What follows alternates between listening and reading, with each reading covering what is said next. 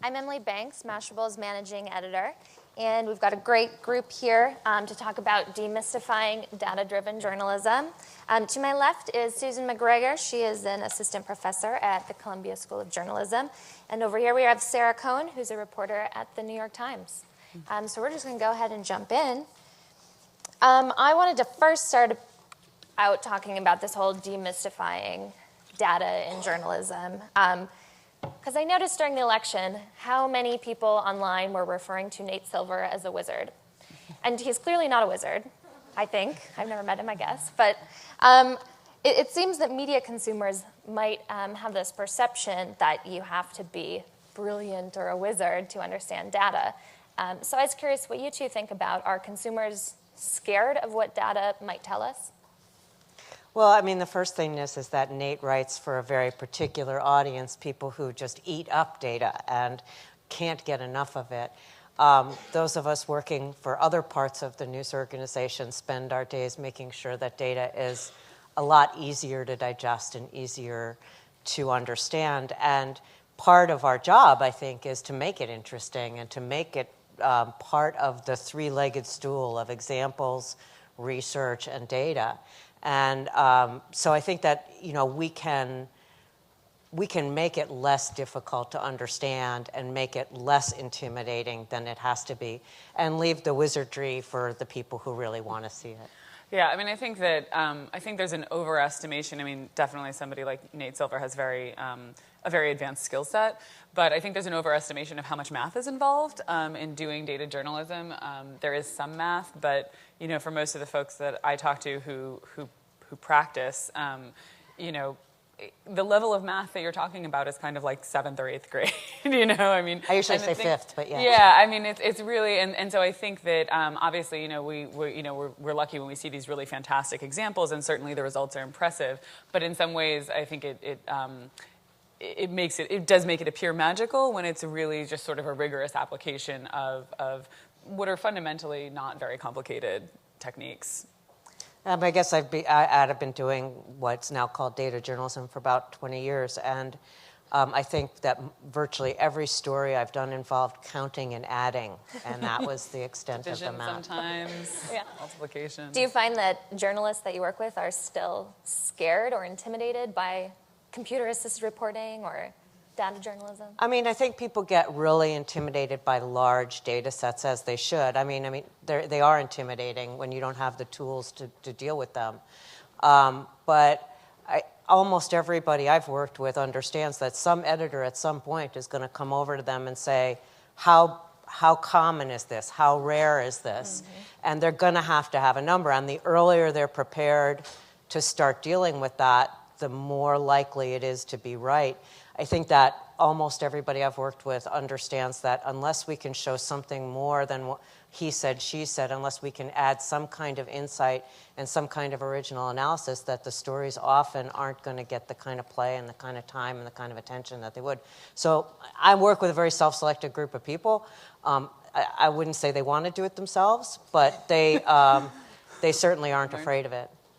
I mean, I think that sort of culturally we have this dichotomy that there are like numbers people and words people, and most of the people who end up in journalism consider themselves words people. And I think that particularly in teaching and trying to present these topics to students, what I realize is that I think culturally there's this idea that what happens when you do computer-assisted reporting or data-driven journalism is somehow fundamentally different than like regular journalism, and it really isn't. I mean, what we're doing is we're using a different type of source, a different format of source, but engaging the same processes of sort of interrogation and we sometimes say interviewing the data, and looking at what is the context and meaning we can get, what can we learn from this that provides insight, and it's not dissimilar to the same process that you engage when you work with with human sources.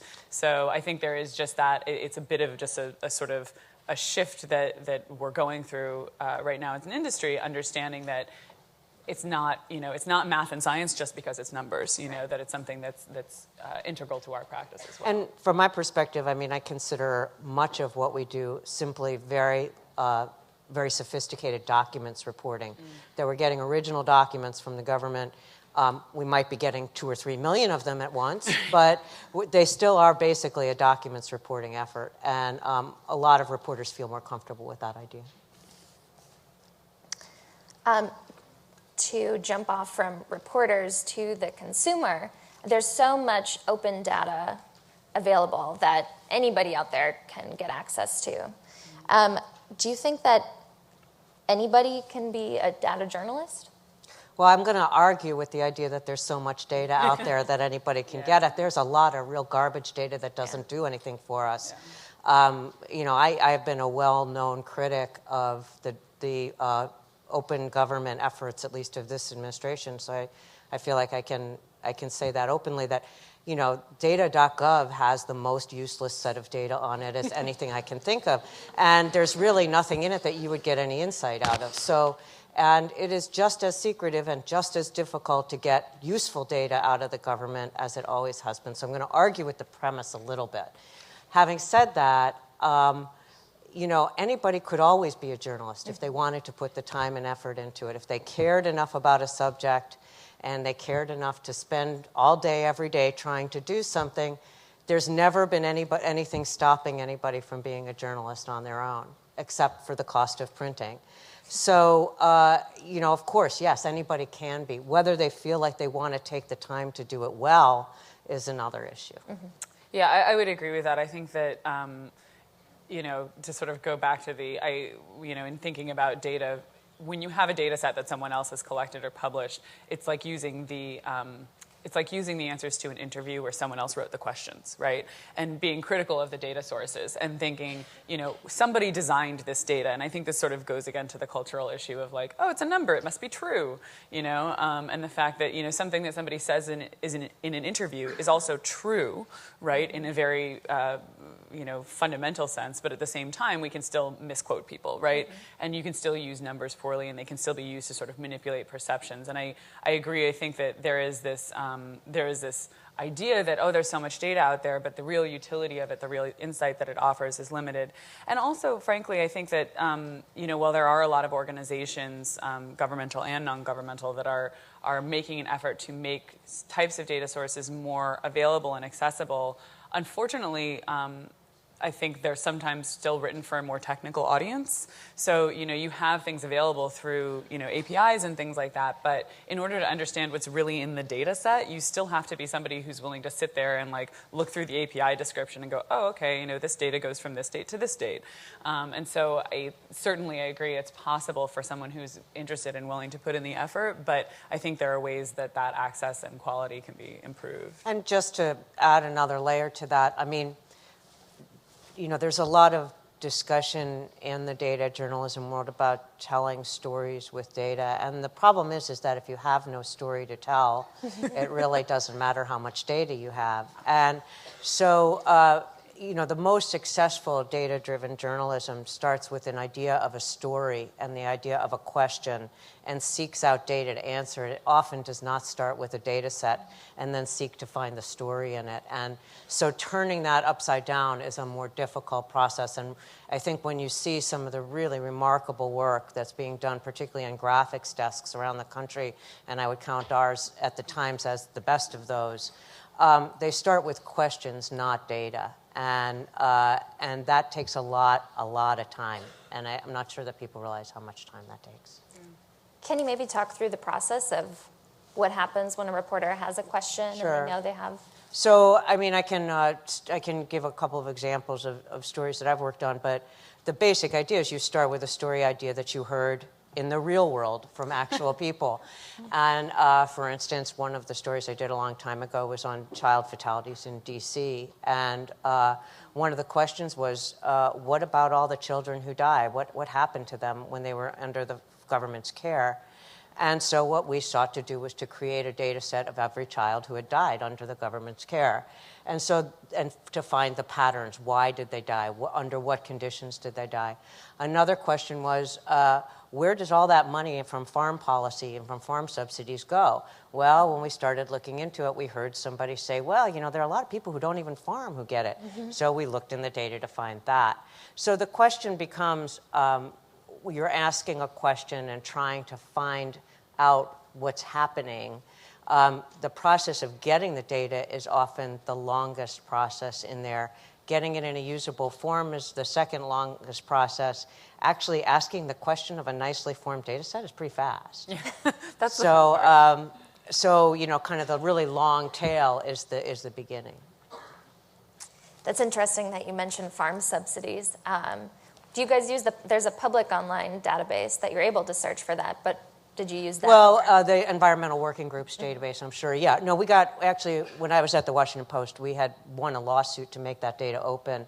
And so we worked with 200 million individual farm payments over a period of 10 years to find billions of dollars of people who weren't farming. We found money for drought that went to people who never had a drought. I mean, it went on and on like that. Yeah. It was a 20-part series, I think. Can we also talk about then maybe some innovative projects you've seen recently that either, you know, the New York Times has done or other places? Do you have a favorite well, lately? I actually, yeah. I mean, one thing, and it kind of goes more to this issue of data source than anything, but I actually am, one thing that I'm really sort of interested and excited about is the new tools that are being developed and some of the efforts we're seeing around original data collection.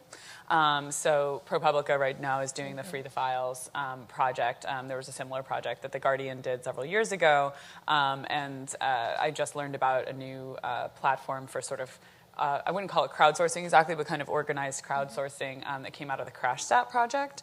And to me, that's very exciting because I think because of exactly this issue that, you know, traditionally, you know, data has been very expensive and very difficult and very time-consuming to collect, and I think that's part of the reason why we're all really excited that there seems to be so much available, but very often it doesn't suit our purposes. It doesn't answer the questions we really want to ask, and so I just recently found out about this platform, Shareabouts, which lets people essentially, it's like an HTML5 app, and you can go and you can either set up locations that you want to gather information about, or you can have people contribute locations and things like that. So I think that this effort to do original data collection, to take files that have been obscured or difficult to access, I mean, there's still an enormous amount of information that, you know, is delivered to government offices on paper, you know, or in PDFs. I'm working on a project now where I'd have to get something like 40,000 pieces of paper to find out the answer. Yeah, I mean, it's that case more often than not, and so I think that to me that's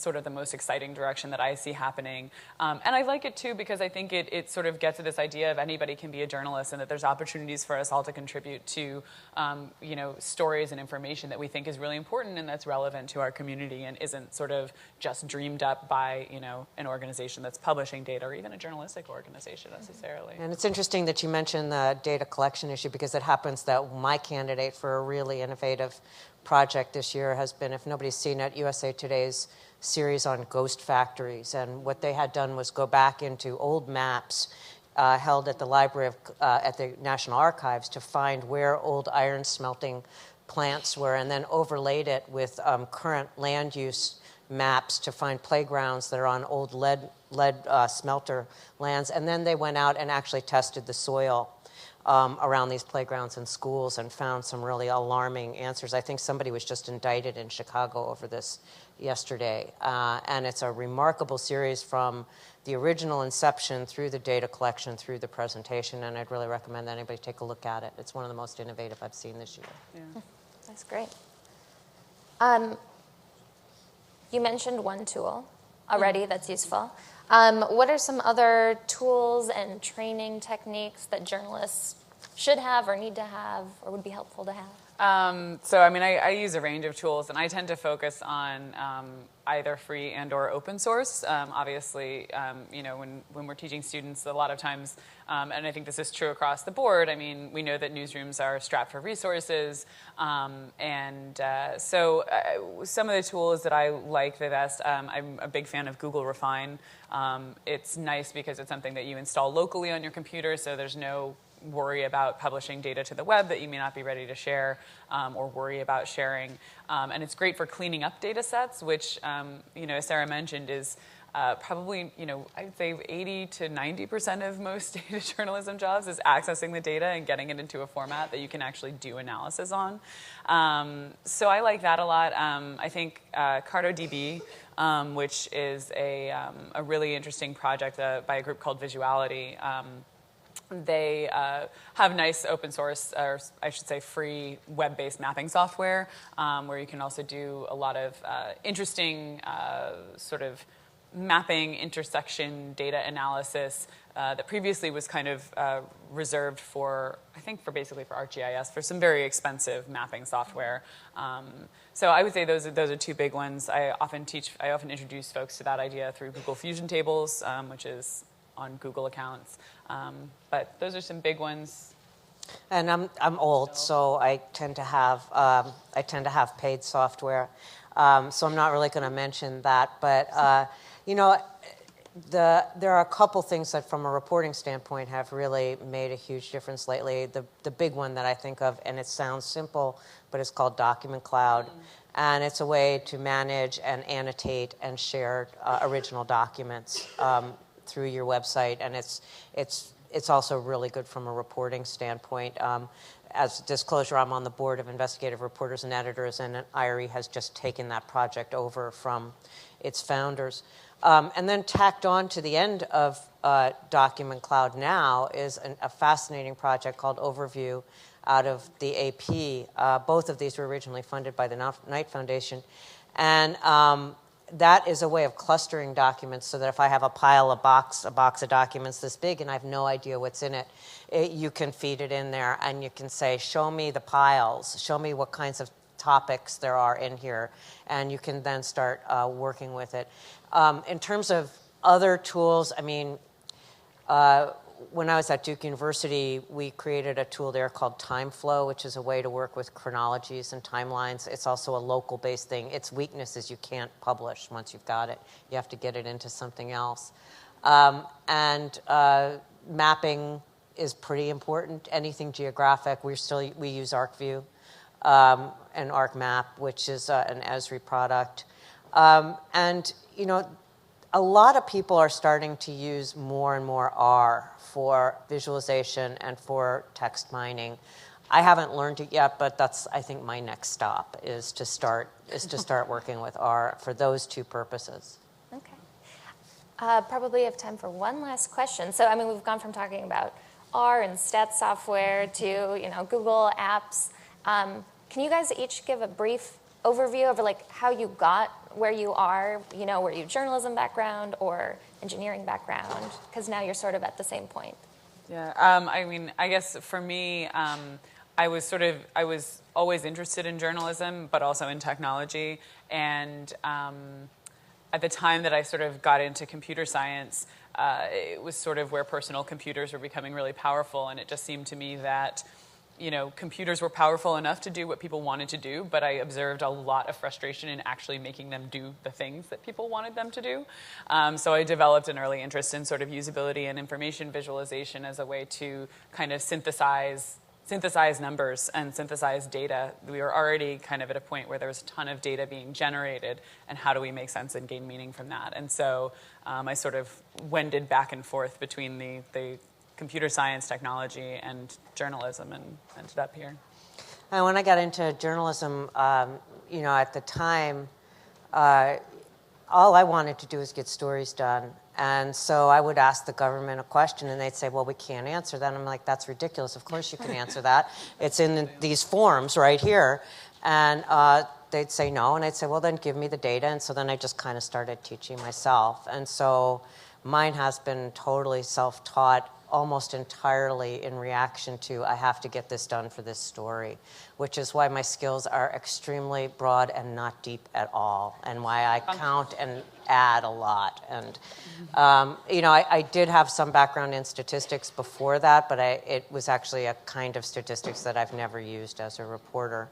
But it did help that I wasn't afraid of it. Yeah.